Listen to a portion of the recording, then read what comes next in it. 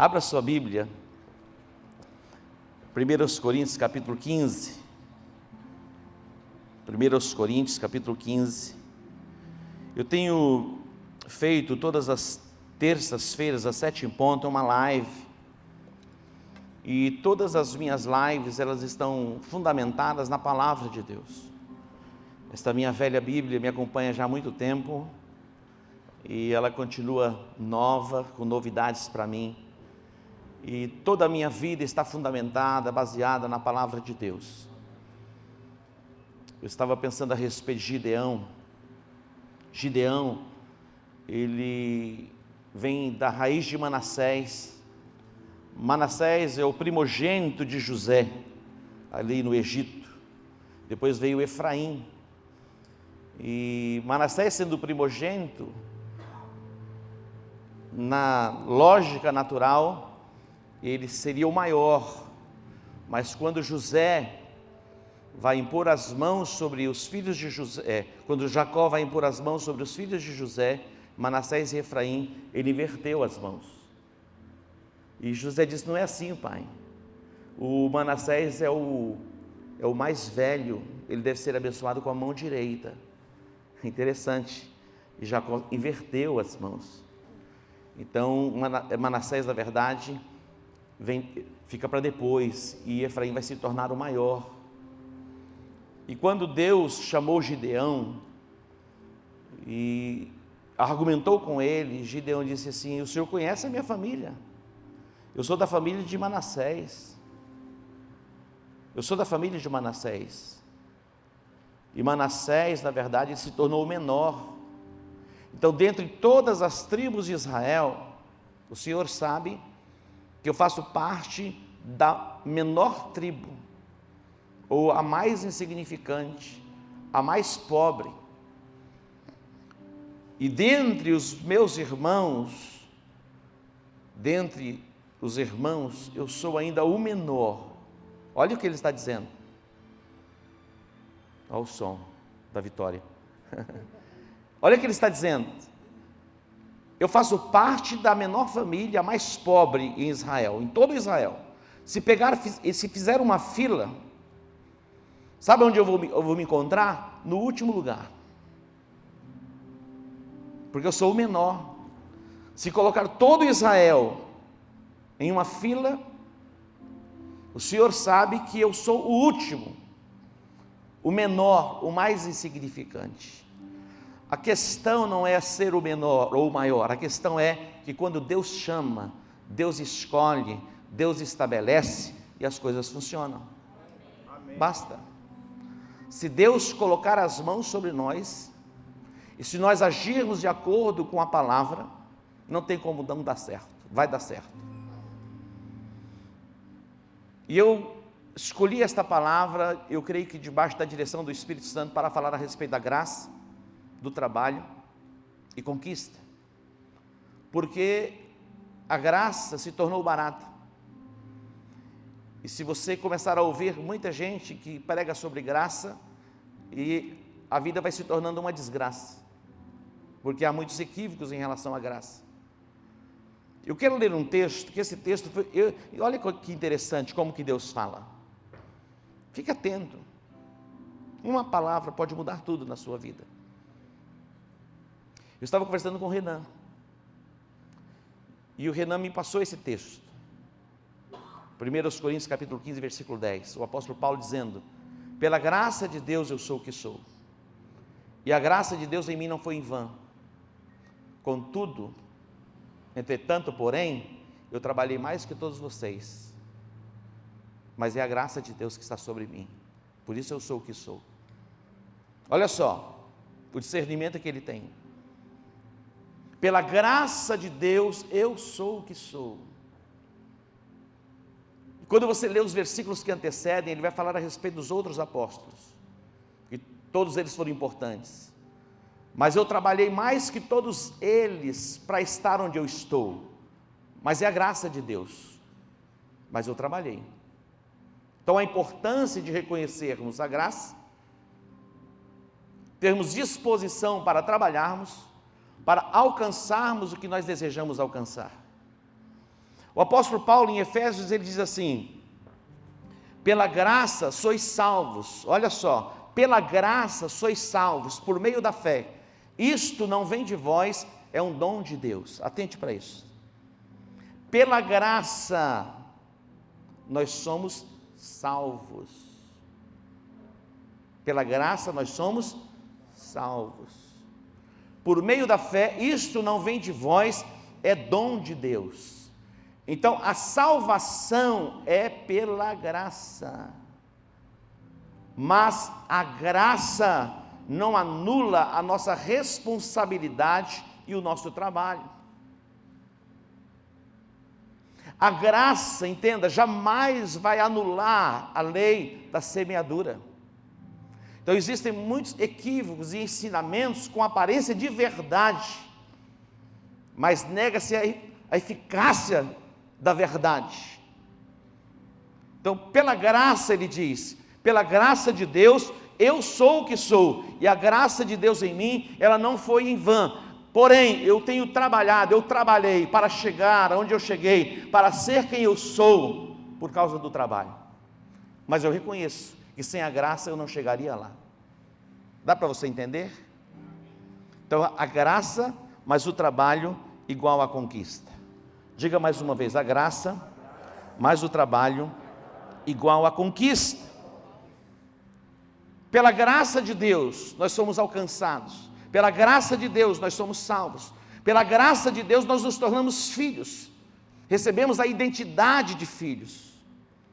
Jesus, ele veio para o que era seu, os seus não receberam, mas a todos quantos o receberam, deu-lhes o poder de serem feitos filhos de Deus, a saber, os que creem no seu nome. A Bíblia diz que Deus amou o mundo de tal maneira que Ele deu o seu Filho unigênito, para que todo aquele que nele crê, não pereça, mas tenha a vida eterna, tenha a parte de Deus e tenha a parte do homem. A graça é o favor que vem de Deus, de uma forma imerecida. Nós não somos salvos pelas obras, jamais seremos salvos pelas obras, mas nós somos alcançados pela graça, para desenvolvermos boas obras. É diferente. Você não pode fazer absolutamente nada, em termos de obra, para ser salvo, em absoluto. Mas você faz as boas obras debaixo do entendimento que você já é salvo e foi alcançado pela graça. Então existe uma diferença entre você ter que fazer alguma coisa para obter a salvação. Para que você seja salvo, você não precisa fazer mais nada a não ser entregar a sua vida a Jesus Cristo, confessá-lo como Senhor e Salvador, se arrepender dos seus pecados e praticar a palavra de Deus. Então, pela graça sois salvos por meio da fé, isso não vem de vós, é dom de Deus. Então, a graça, ela jamais vai anular a nossa responsabilidade e o nosso trabalho. Observe comigo, eu quero destacar alguns textos, e esses textos serão importantes. Eu disse a vocês que Gideão, ele foi chamado por Deus, e Gideão, ele disse assim, ele separou em grupos de três companhias de 100. Ele disse assim, olha para mim, o que eu fizer vocês façam, e vai dar certo. Olha o que ele disse, olhem para mim, e o que eu fizer, façam igual, e vai dar certo. Ele separou em 3 companhias de 100. Os midianitas, quando eles plantavam, eles vinham e saqueavam, e cada vez eles ficavam mais pobres, eles não tinham como se libertar dos midianitas. Quando Gideão faz a convocação, 32 mil homens se apresentaram. Deus disse, não é necessário tanta gente, eu preciso de pessoas que estejam alinhadas, e dos 32 mil sobraram 300, e ele vai dividir em 3 companhias de 100, e tudo que Gideão disse foi, olhem para mim, façam exatamente como eu fizer, e vai dar certo. Eu fiquei pensando, imaginando, quando o apóstolo Paulo diz assim, sede meus imitadores, como eu sou de Cristo, e vai dar certo. Eu quero dizer para vocês, olhem para mim, olhem para mim. Eu tenho a ousadia de dizer para vocês, olhem para mim. E façam, não apenas aquilo que eu falo para vocês fazerem, façam o que eu faço e vai dar certo. Eu não vou dizer para vocês fazerem alguma coisa sem que antes eu tenha feito. Eu não estou aqui para fazer uma experiência para ver se vai dar certo. Já deu certo. O salmista ele diz, olha, todas as tuas promessas foram completamente testadas, por isso o teu servo as ama. É a expressão. Todas as tuas promessas foram completamente testadas. O que eu vou compartilhar com vocês hoje é a essência da revelação que Deus colocou no meu coração. E eu não tenho dúvidas que virá sobre você, de uma forma poderosa, a restituição dos anos que foram consumidos pelos gafanhotos. Eu não tenho dúvidas. O que Deus fez na minha vida, Ele vai fazer abundantemente na sua vida. Então, assim como Gideão disse, assim, olhem para mim, e o que eu fizer, vocês façam. Assim como o apóstolo Paulo diz, sede meus imitadores, como eu sou de Cristo, eu estou dizendo para vocês, olhem para mim, e façam como eu faço. Eu tenho testemunhado o que Deus tem feito. Eu sei que muitas pessoas não suportam ver o que Deus tem feito na minha vida. Elas não suportam, elas se escandalizam. Mas é como Gideão, quando Deus disse, Gideão, eu quero você. Dentre os meus irmãos, eu sou o menor. Dentro das perspectivas de possibilidades, eu era o último. Mas Deus disse, é você. Eu vou te mostrar como você vai chegar lá. E hoje, eu abençoo praticamente todos os meus irmãos, exceto 2. Um que mora em Brasília, e um outro que mora em Campo Grande. Mas, exceto esses, eu sou bênção. Na verdade, eu sou bênção na vida de todos eles. Amém. Mas, somos em 7. 5 comigo, caminhamos alinhados. E todos desfrutam daquilo que Deus tem feito na minha vida. Então você pode dar um aplauso ao Senhor? A graça de Deus não anula a nossa responsabilidade e não anula o nosso trabalho. Observe o que Jesus vai dizer em João capítulo 5, versículo 17. Olha o que Jesus disse: o meu Pai trabalha até agora e eu trabalho também. Para algumas pessoas o trabalho é fruto do pecado, para algumas pessoas o trabalho é fruto do pecado. Algumas pessoas pensam assim. Mas o trabalho, a responsabilidade veio antes do pecado. Quando Deus colocou o homem no jardim do Éden, Deus disse a ele: você vai lavrar o jardim, cultivar o jardim e cuidar do jardim. Olha isso. Antes mesmo do pecado, Deus havia colocado sobre o homem a responsabilidade e também colocou sobre ele o trabalho para ser desenvolvido, cultivando o jardim. Então o trabalho, algumas pessoas dizem, Adão pecou e nós precisamos trabalhar. É como se antes do pecado não houvesse nenhum tipo de trabalho, de labor. Mas quando nós olhamos para a palavra, você vai perceber que lá no jardim do Éden já estava o trabalho. Preste atenção. Eu faço parte de uma geração que acredita no Evangelho pleno. Eu estive com David Yong Cho e fui influenciado por ele mesmo antes de estar na Coreia. E eu acredito que eu estive na Coreia porque eu lendo seus livros, eu comecei a fazer as projeções, e eu me via na montanha de oração. Eu falei a respeito dos sonhos, são projeções. Eu era jovem, lendo seus livros, principalmente o Quarta Dimensão. Quando ele falava da montanha de oração, eu me transportava para a Coreia e me via ali na montanha de oração. E um dia eu estava lá naquela montanha de oração, e fui para um lugar à parte, eu estava orando, Deus falou assim: defina o que você quer, senão você não tem. Escreve. E eu escrevi. Naqueles dias, queridos, a minha conta, o meu saldo, eu usava de uma forma assim, todos os meses do ano, era uma coisa que havia incorporado, porque cheque especial é para você usar numa emergência. não é emergência, mas aquilo que já havia incorporado em mim, como uma entidade. É um negócio esquisito. Eu coloquei lá, quero me livrar do cheque especial. E já que é para pedir, eu não tinha pedido ainda, eu falei, eu coloquei o templo, o lugar, este lugar, eu coloquei diante de Deus. Coloquei a minha casa, e fui colocando. Todas as coisas que eu coloquei, Deus fez, e fez além. Amém. Vendo a montanha de oração dele, eu falei, eu quero um lugar desse para nós. E hoje nós temos o nosso centro de treinamento. Então presta atenção, se você ousar, acreditar, Deus vai fazer. Amém. Jesus disse, olha, o meu pai, eu quero falar sobre a importância do trabalho.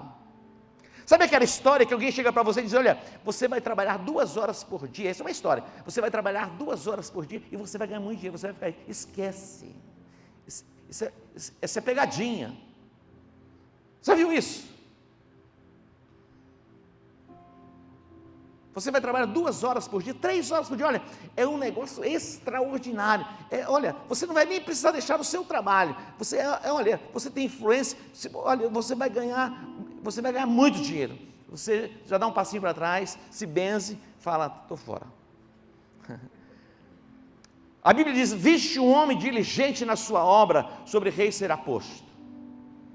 Eu não conheço ninguém que trabalhe 1 hora, 2 horas por dia e fica rico. O empresário, ele tem que ter a concepção e a mente, e ele tem que ter uma mente voltada para o trabalho, e o empregado, ele vai lá, trabalha 6 horas, e ele larga as ferramentas, ele vai embora para casa. O empresário não, ele continua, pensando, arquitetando, fazendo, conectando, é assim ou não é assim? Não tem como ser diferente. Jesus, ele disse, olha, meu pai, ele trabalha, até agora, e eu trabalho também.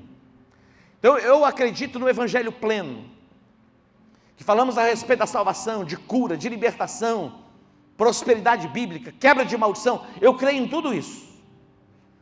Eu creio naquilo que Jesus disse, porão as mãos sobre os enfermos e eles ficarão curados.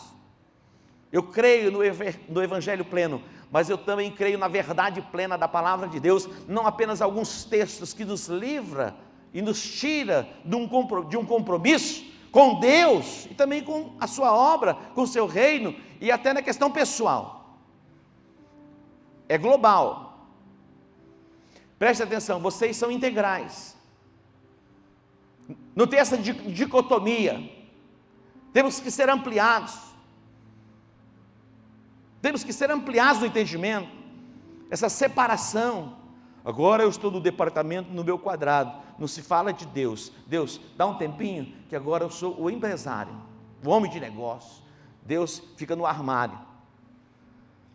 Coloque Deus na frente de tudo.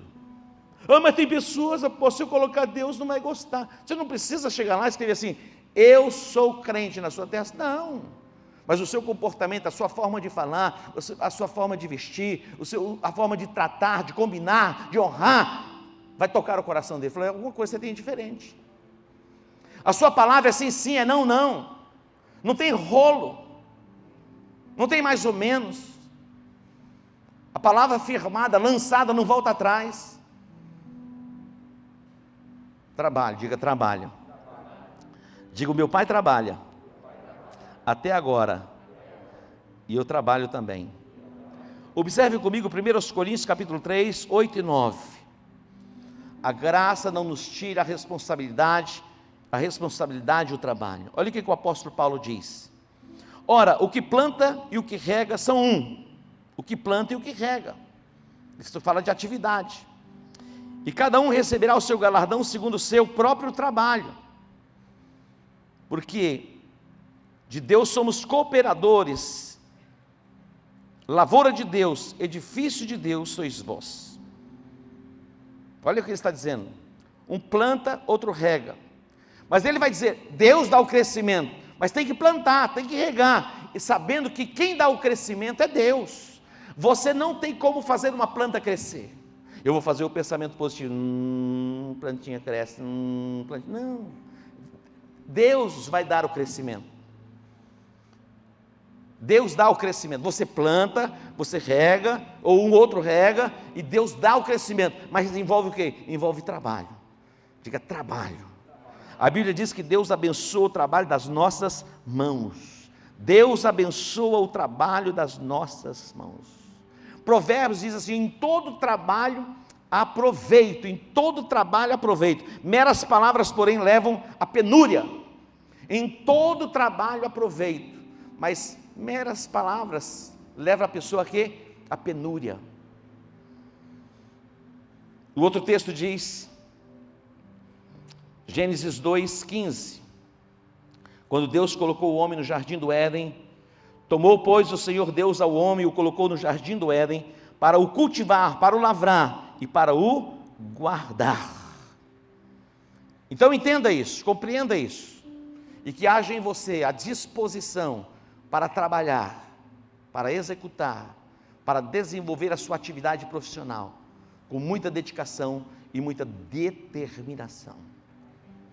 Segundo lugar, preste atenção nisso, ouçam, Gênesis 8:22, a graça não anula a lei da semeadura, a graça não anula a lei da semeadura, entenda isso, a graça não anula a lei da semeadura.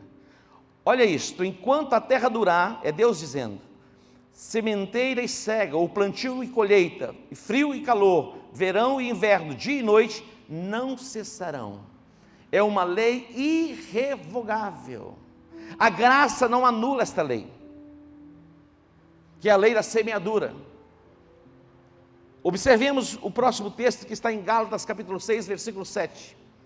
Eu disse para vocês que toda a palavra está fundamentada na palavra de Deus. Toda palavra liberada deste altar está fundamentada na palavra de Deus. E observe o que diz Gálatas capítulo 6, versículo 7. Não erreis, Deus não se deixa escarnecer, porque tudo que o homem semear, isso também ceifará. O primeiro texto que eu li, alguém pode dizer, isso é coisa de Velho Testamento. Enquanto a terra durar, não deixará de existir semeadura e colheita, frio e calor, inverno e verão, noite e dia. Apóstolo, isso é coisa de Velho Testamento, mas nós estamos no Novo Testamento, e vai no mesmo sentido. Deus não se deixa escarnecer.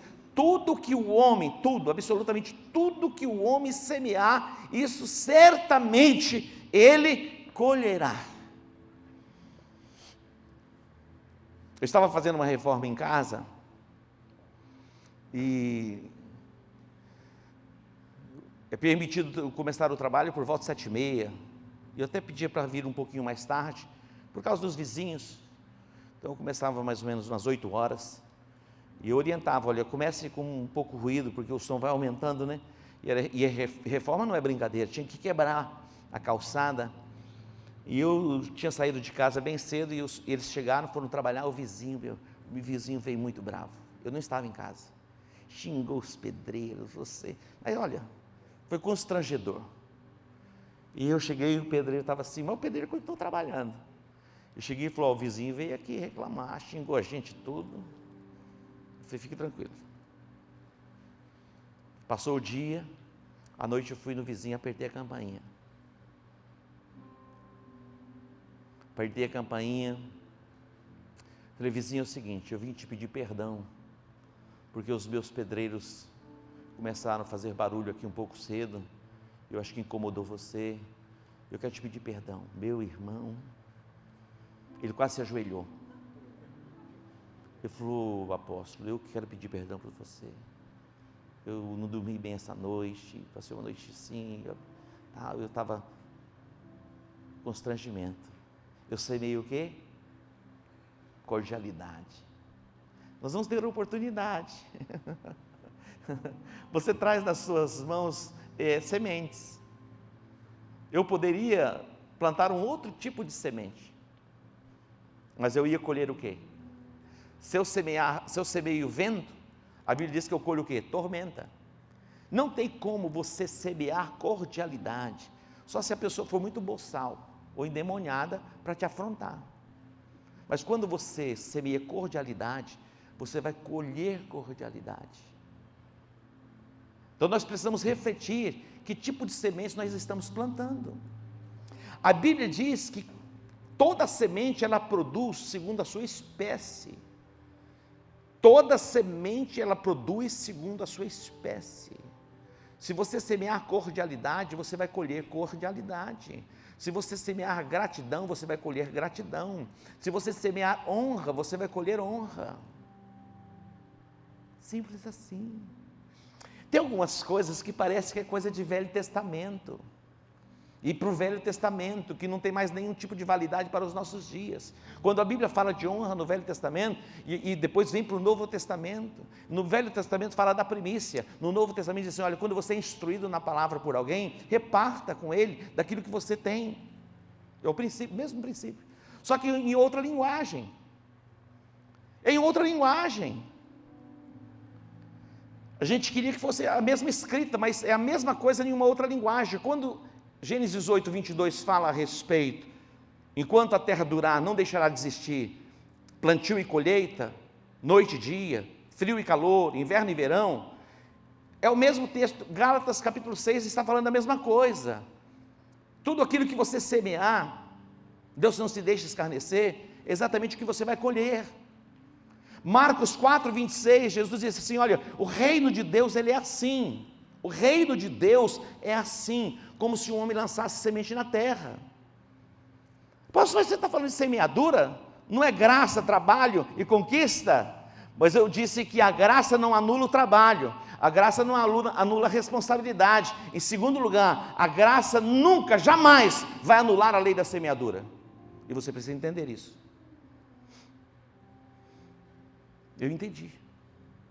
Por isso que eu disse, Gideão disse, olhe para mim. Por isso que Paulo disse, sede meus imitadores. Por isso que eu ouso dizer, olhe para mim. E quando eu falo daquilo que eu vivo. E eu desfruto dos frutos das sementes que eu plantei. Um dia eu ousei plantar uma semente, eu recebi uma declaração profética, que eu quase não tenho ousadia para falar. O apóstolo Rui olhou para a oferta que eu estava semeando na vida dele, e era uma oferta de R$1.000, ele olhou para aquela oferta, eu estava tomando café da manhã, quando ele olhou a oferta de R$1.000, ele falou assim, eu profetizo 1000 vezes mais. Eu nunca tinha ouvido isso. Quando a Bíblia fala a respeito de 30, 60 e 100 por um, mas eu tomei posse, isso era fevereiro, no mês de abril, em um dia, Deus me deu R$1.060.000. Você pode aplaudir ao Senhor? É a lei. A graça não anula a responsabilidade, a tua responsabilidade. A graça não anula o seu trabalho. A graça não vai anular nunca, jamais, a lei da semeadura. Isto é irrevogável. Diga, isto é irrevogável. Marcos 4, 26, Jesus disse, o reino de Deus é assim, como se um homem lançasse semente na terra. O reino de Deus, ele é assim, entenda, o reino de Deus é assim, como se um homem lançasse semente na terra. Ele dorme, ele acorda, ele não sabe como, a semente germina, a planta cresce, a espiga nasce, amadurece e chega o dia da colheita. Não é você que faz a planta crescer, você prepara a terra e a sua responsabilidade é lançar a semente. Quem vai fazer crescer, desenvolver, gerar a espiga, amadurecer, é Deus. Você pode entender? O reino de Deus é assim, como se um homem lançasse semente na terra. Ele dorme, ele acorda, ele não sabe como. A semente germina, a planta cresce, a espiga nasce, desenvolve e amadurece, e chega o dia da colheita. Isso é Jesus que disse. Agora observe comigo o que o apóstolo Paulo fala a respeito disso. 2 Coríntios capítulo 9, versículo 6. 2 Coríntios capítulo 9, versículo 6. Olha isto. Olha o que ele está dizendo. E digo isto. Em uma outra tradução ele está dizendo, e eu afirmo isso. Tem uma outra tradução. Eu estou afirmando. Eu estou dizendo, eu afirmo isso. Que o que semeia pouco, pouco também ceifará. E o que semeia em abundância ceifará. Você acredita nisso? Você acredita nisso? Eu acredito. Olha só, todas as vezes que Deus quer nos abençoar, Ele levanta alguém, envia a nós alguém, sempre assim, nos conecta a alguém, para nos ativar algo que vem da parte de Deus. Sempre assim. Quando Deus quer nos abençoar, Ele nos conecta a alguém, Ele nos leva a ouvir alguém. Eu recebo algumas mensagens, estou conectado ao bispo Doug Mills, para me ajuntar a eles em momentos de oração. E a oração deles é pequena, um tempinho curto, assim, 1h30, 1h40, 2 horas, orando em línguas. E ele vai liberando palavras. E outro dia eu estava ouvindo as ministrações e de repente ele começou a falar sobre maldição. Mas eu estou na graça, a maldição, não tem mais maldição. Presta atenção. A maldição sem causa não encontra pouso, é verdade. Quando você vem a Jesus, a Bíblia diz que Jesus levou sobre si as nossas maldições na cruz. Mas se há uma porta aberta, uma base de legalidade, a maldição entra. Ouçam. Por exemplo, você vem caminhando em santidade, se você adulterar, é uma base para a operação de Satanás entrar na sua casa. Lógico. É assim que Satanás trabalha. Ele busca uma base legal. Como o pássaro no seu vaguear, como a andorinha no seu voo, a maldição sem causa não encontra pouso. Quando você se expõe diante da pornografia, é uma base para a operação de Satanás reivindicar a sua casa, a sua família e as suas finanças, minar as suas finanças. Atente para isso. Ouça a voz daquele que fala com você. Quando você se coloca diante de cenas, e um dos movimentos de finanças maior do mundo, o investimento em pornografia. A indústria pornográfica é uma das que mais cresce no mundo. Satanás colocando base para a operação e detonando famílias. A maldição não pega em nós. Se não houver base de legalidade, não pega. Você está blindado, protegido. Mas se você abrir o portal, a Bíblia diz que o diabo, o nosso adversário, ele anda ao nosso derredor, rugindo como leão, fazendo o quê? Passeando, buscando a quem possa tragar. Quando você quebra o princípio, você é quebrado. Quando você guarda o princípio, você está blindado, você está protegido.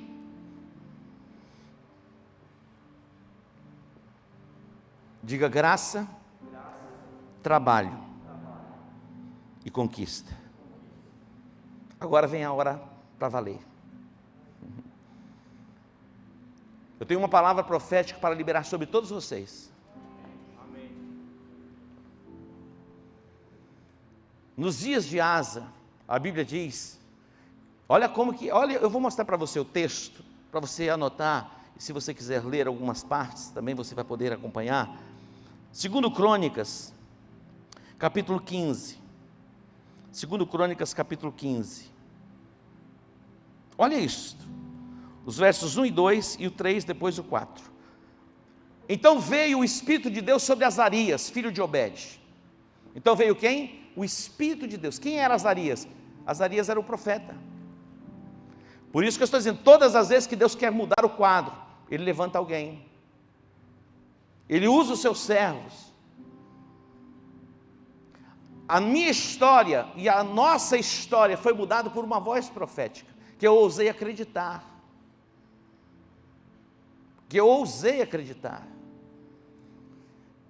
Então veio o Espírito de Deus sobre Azarias, filho de Obed, versículo 2, e ele saiu ao encontro de quem? De Asa. Asa era o rei, e disse-lhe: ouvi-me, Asa e todo Judá e Benjamim, Prestem atenção, escutem-me.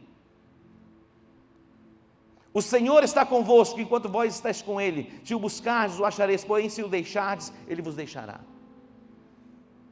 3.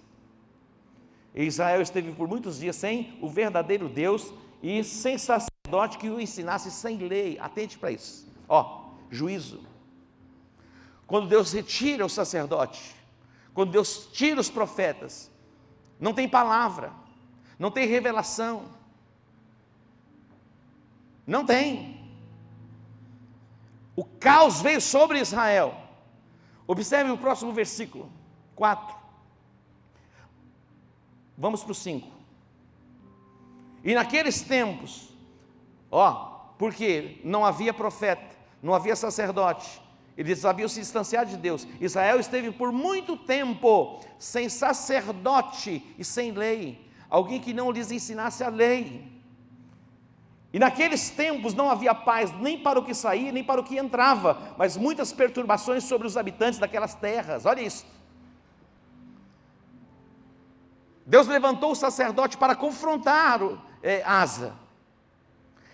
Eles haviam se distanciado de Deus. Veio um tempo de paz, e na paz eles prosperaram, e na prosperidade eles se afastaram do propósito. Preste atenção, jamais permita que a fascinação das riquezas tire você do propósito. Quando Jesus fala a respeito da parábola do semeador, certo semeador saiu a semear, parte da semente caiu à beira do caminho, as aves dos céus vieram e comeram, não produziu efeito nenhum.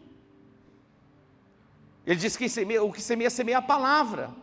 Eu estou semeando a palavra está sendo liberada, e esta palavra ela pode produzir em você a 30, 60 e a 100 por um. Mas neste caso, as aves dos céus, que representam os demônios, não permitiram que a palavra chegasse ao coração. E uma outra parte da semente caiu entre os espinhos, caiu no solo rochoso, não tinha raiz profunda. Vieram os problemas, as dificuldades, as lutas da vida, e não tinha raiz profunda, ela se escandaliza, se volta contra o próprio Deus. E uma outra parte caiu entre os espinhos. O que isso significa? Fala a respeito da fascinação da riqueza. O diabo trabalha em duas vertentes. Uma hora, quando não dá, aperta, ele tira a palavra. No momento da dificuldade, você se volta contra Deus, porque nada está acontecendo comigo. Satanás coloca dúvidas no seu coração. Mas um outro lado, quando a semente cai entre os espinhos e é sufocada, fala da fascinação das riquezas. Quando Deus começa a abençoar, Deus começa a prosperar, e a pessoa agora já não tem mais tempo para Deus, vive para os encantamentos deste mundo. Então nós precisamos ter o cuidado para que a palavra seja preservada. Aí fala do quarto solo, onde a palavra vai produzir, a semente vai germinar, vai produzir a 30, a 60 e a 100. Eu quero profetizar que vai produzir o máximo em você. A palavra desta noite vai produzir o máximo. Preste atenção, nos dias de Asa, Deus levantou um profeta. Deus queria cumprir um propósito. E Deus quer cumprir um propósito na vida de cada empresário da comunidade global. Deus quer cumprir um propósito, e Ele está te abençoando, e vai te abençoar de uma forma poderosa, para que você viva esse propósito. Alinhe o seu coração, completamente, alinhe, volte-se integralmente para Ele. Acredite, Deus está falando com você, porque Ele tem um propósito na sua vida. Você pode dar um aplauso ao Senhor? Olha só, 2 Reis, capítulo 3. 2 Reis, capítulo 3. Preste atenção. Todo profeta, a palavra dele gera um desconforto. Você se lembra de João Batista? João Batista era profeta, ele era meio esquisito. Imagina as pessoas vindo a João Batista para serem batizados, e vinha a multidão, de repente, quem está vindo no meio da multidão? Os fariseus. Ele olha e fala, fariseu. Ele fala para os fariseus assim, quem vos induziu a fugir da ira vindoura, raça de víboras? Isso é coisa que se fala? E diz, produzi, pois, frutos dignos de arrependimento. Vai confrontar, para gerar o que? Arrependimento. 2 Reis 3, 3 reis saíram à guerra. O rei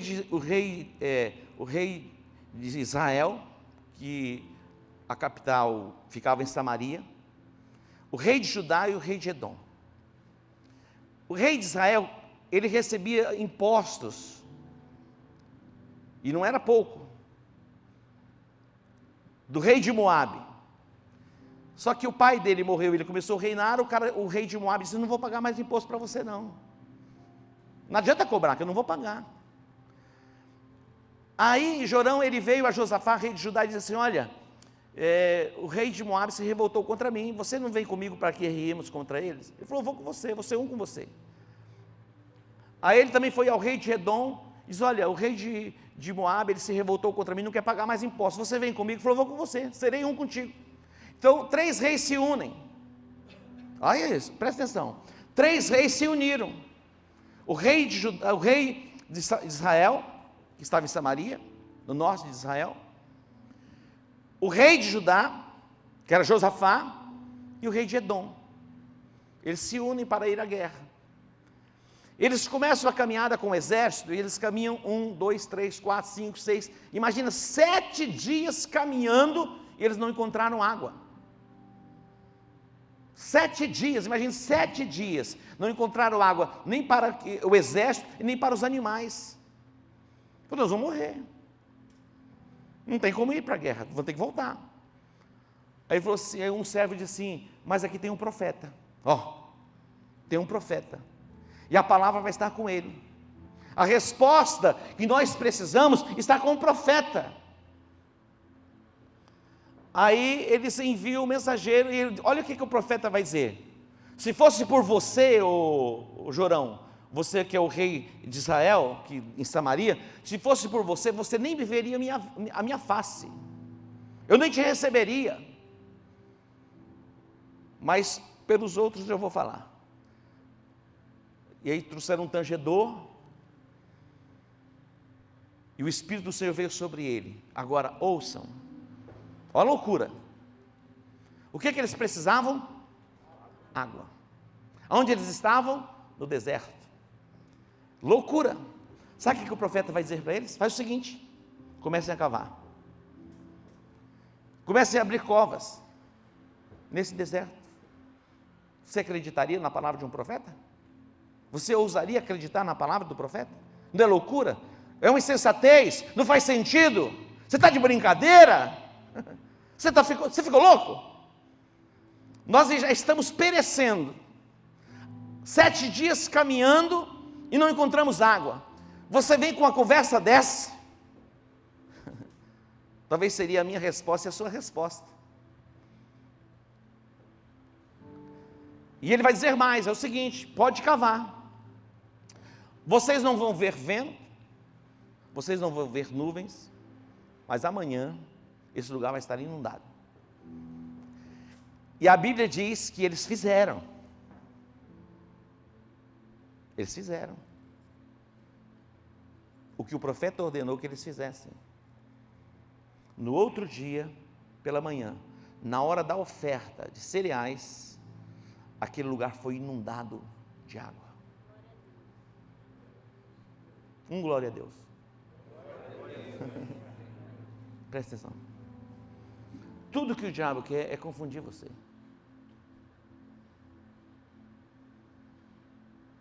Eu estava falando a respeito do bispo Dag Mills. Ele estava falando a respeito de maldição. E eu acredito. Ele disse: você faça uma oferta pelas suas filhas ou pelos seus filhos, para que a bênção de Deus se manifeste de uma forma plena na vida deles. E ele estava em Gana, ministrando de Gana. E eu falei: eu quero fazer esta oferta. Ele falou: você vai fazer uma oferta de $100 por cada filho. E eu acreditei e fiz. Passei a mensagem para o pastor apóstolo Robert Dudu, falei: me dê a conta do ministério, que eu quero fazer um depósito.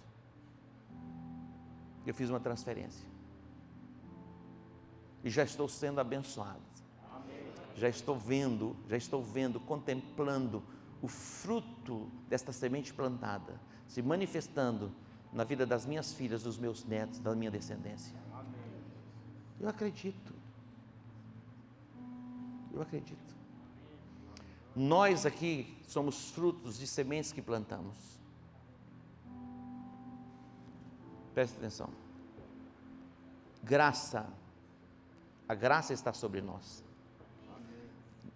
Você é salvo pela graça. Somos salvos pela graça. Por meio da fé, isso não vem de vós, é dom de Deus. A salvação não vem por meio de obras, para que ninguém se glorie. E salvação. Mas isso não anula a nossa responsabilidade, o nosso comprometimento com o reino e o nosso trabalho, quer seja ele nas atividades profissionais ou ministeriais. Não anula. Existe uma confusão na mente das pessoas. Agora eu sou filho, apóstolo. Eu entendi, eu sou filho, eu não preciso fazer mais nada, eu sou filho. Imagina, quando você tem um filho que é bebê, é maravilhoso, você cheira, você beija, você abraça, e se for vô, eles querem brincar de cavalinho, um negócio estranho. Mas quando a criança começa a crescer, chega na adolescência, na juventude, chega uma idade assim, você fala: ei, vai casar quando? Aí o garotão fala assim: não pedi para vir ao mundo. Você já viu essa conversa? Eu não pedi para nascer, então cuida de mim. E tem filho falando para o pai: quando você vai sair da casa? Tem filho manso, falando: vai sair quando? Tem gente assim. Faz sentido? E no reino de Deus, você acha que faz sentido? O filho não tem responsabilidade nenhuma no reino. Continua a responsabilidade. Então, graça, trabalho, conquista. A graça não anula o trabalho. A graça não anula a responsabilidade. E a graça jamais vai anular a lei da semeadura. Entenda isso. E hoje nós vamos fazer um ato profético. Eu quis negociar com Deus. Olha, eu quis negociar com Deus, Marcelo. Deus falou comigo. Deus me deu a palavra. Chega, estou arrepiado aqui, vocês não estão vendo. Que vai nos moldar para o próximo ano. Baseado em Gênesis 26. Quando os poços foram sendo entulhados. E chega um momento, falou assim: agora a coisa vai ser ampliada. É exatamente essa palavra, que é amplidão, ruas largas, que a palavra é exatamente essa, é Reobote, que é o ano da amplidão. Depois ele vai para Berseba, que é o lugar, o posto do juramento, que Abraão vai dar a Abimeleque 7 cordeiras, como marco, sinal profético da aliança. Então fala de colhermos 7 vezes mais. E eu fiquei pensando, imaginando, e o Espírito de Deus colocando algo no meu coração, eu fiquei: é isso mesmo. E eu comecei a pensar comigo, mas foi claro, e nós vamos fazer exatamente como o Espírito de Deus falou. Amém. Eu pensei em negociar 3 coisas com Deus, mas ele falou: não, eu quero isso. E nós vamos ministrar uma oferta para o próximo ano. Para o próximo ano, e uma oferta que vai representar para os 12 meses do ano. E você vai estabelecer as metas que você quer alcançar. Preste atenção. Não seja besta. Agora é a hora, dentro daquilo que é factível, possível, sempre crescendo. Entendeu? Não, eu vendo 1 milhão, vou colocar logo 10 milhões então, por mês. Não, se 10, coloca 10, se é 1 milhão, 1 milhão e 100, 1 milhão e 200, 1 milhão e 300, 1 milhão e 400, até chegar no final do ano. Você entendeu? Aí eu vendo X, eu quero vender X. Então já que Deus coloca uma meta factível. E nós vamos ofertar por cada mês do ano. Se você quiser parcelar em 12 vezes, você vai parcelar. Se você quiser fazer uma vez, você vai fazer. Se você quiser colocar em 6 vezes, você vai fazer. Mas nós vamos fazer R$100 por mês. Eu pensei em colocar R$10 depois, dentro de R$20. Depois pensei e falei: nós vamos fazer um desafio de R$1.000. O Espírito Santo falou: não é 1.000 nem 10, é 100. E eu quero dar para você a oportunidade de cavar a cova. E eu quero profetizar que você vai ser ampliado, ampliado, ampliado, e você vai ter uma visão das coisas ampliadas.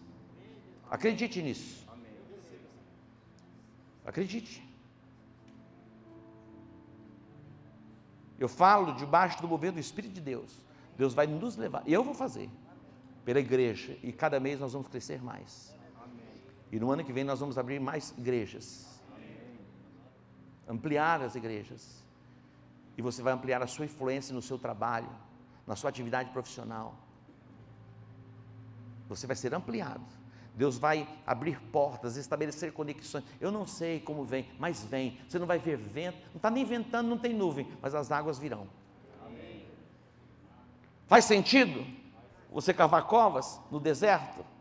Talvez você diga assim, apóstolo, as coisas estão assim. Não importa.